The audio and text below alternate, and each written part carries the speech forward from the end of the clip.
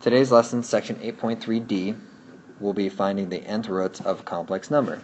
So if z equals r times cosine theta plus I sine theta, and n is a positive integer, then z has n distinct nth roots, where omega k, or omega sub k, will equal r to the 1 divided by n power, and that will be multiplied to cosine of theta plus 2 pi k divided by n plus I sine theta plus 2 pi k divided by n, for k is equal to 0, 1, 2, and all the way up to n minus 1. So let's break this equation apart. So here the r to the 1 divided by nth power, you're dividing up your modulus so that you can get the desired sections. Okay. Theta is that angle that we've always been finding and plugging in, but now we're actually breaking this from 0 to 2 pi into equal parts so that you can find each solution or each root in each of those sections.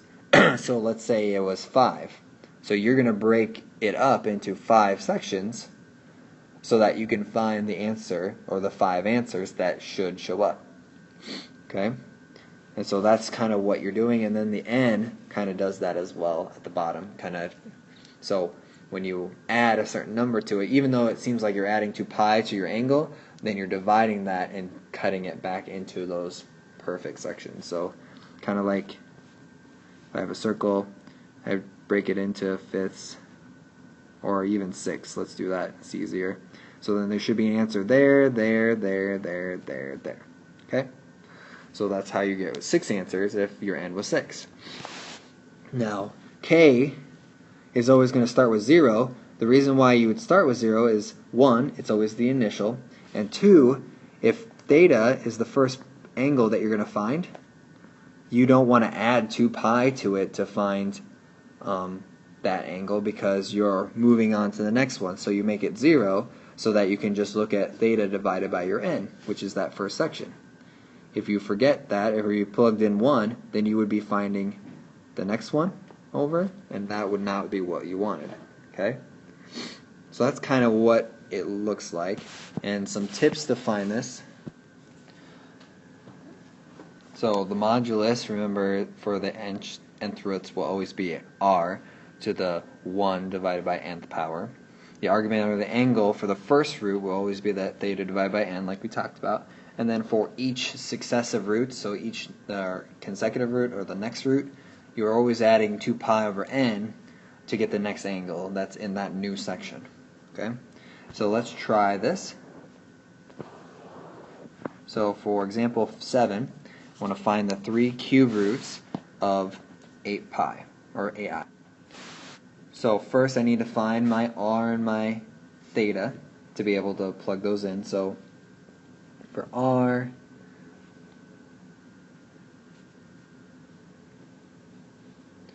you take 0 squared, because that's your real part, and then 8 squared. And 0 plus 64, square root of 64 would be 8, so it would be actually the same thing. And then tangent of theta will equal 8 divided by 0. Remember, that's undefined. So if we graph this, 8i is right here. So it's on the y-axis, straight up. So to get there, that would be like pi over 2. And that's why it's undefined, because tangent would be undefined at pi over 2. So my theta that I'm going to use is pi over 2. Okay. Now from there, I want to use those values and plug them into my thing. So I do omega sub 0 will be my 8 to the 1 divided by, this is your n value, so n will be 3 in this case, because it said 3 and even gave cube roots. And that also gives it away. So 8 to the 1/3 power times cosine of pi over 2 plus 2 pi times 0, and then divided by 3. plus I sine of pi over 2 plus 2 pi times 0 over 3 as well. Okay, now I want to reduce a little bit, so 8 to the 1/3 is 2, and then 2 pi times 0 is 0, so I'm left with pi over 2 divided by 3 for both.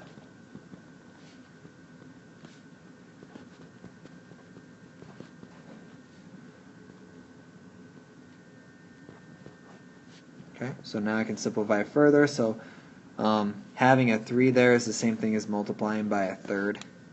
So that gives you cosine of pi over 6.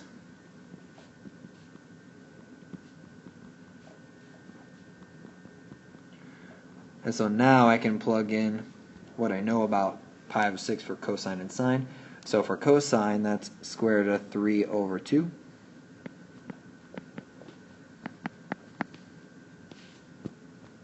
And then sine of pi over 3 is, or sorry, sine of pi over 6 is 1/2. So now I can multiply both these by 2. So that gives me square root of 3 plus I. So that's my first root, my initial root. Now I want to do the same thing.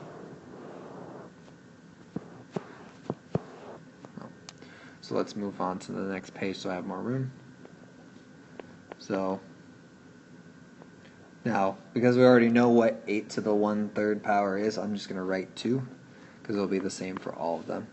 And then cosine of pi over 2 plus 2 pi times 1 this time, because that's my k value, divided by 3, sine.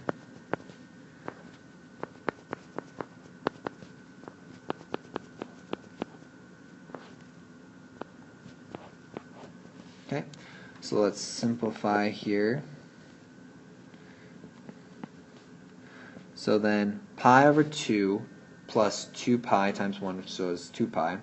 So 2 pi is the same thing as 4 pi over 2. So if I added those, I get 5 pi over 2 divided by 3.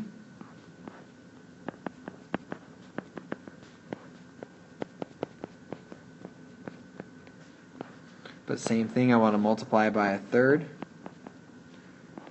So then that gives me cosine of 5 pi over 6.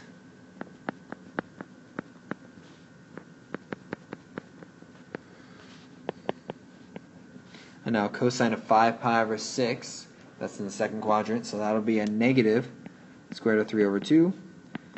And then plus, sine will still be positive, and it'll be a positive 1/2. So now I can multiply those 2 through, so I get negative square root of 3 plus 1i. There's my second root. And now for the last one, so then cosine of pi over 2 plus 2 pi times 2 over 3.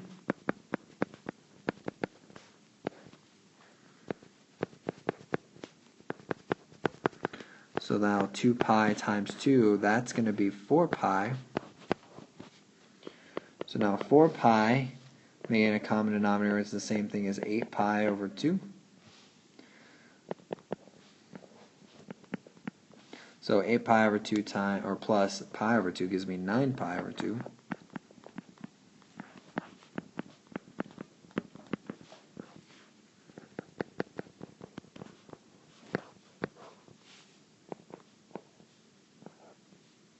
So then multiplying by 1/3 to make it not a complex number gives me cosine of 9 pi over 6. Now this one does reduce, so I could say the same thing as 3 pi over 2 for both the angles. So now cosine of 3 pi over 2 is going to be 0 plus I times, then here I get sine of 3 pi over 2, that's negative 1. So then distribute. So then here, 2 times 0 is 0. 2 times negative 1i will be negative 2i. And that'll be my final root. So here I have my three answers. I have square root of 3 plus I, and let's say z to the, or, so the negative square root of 3 plus I, and then negative 2I will be my roots, my 3 cube roots for 8I. Okay? Have fun.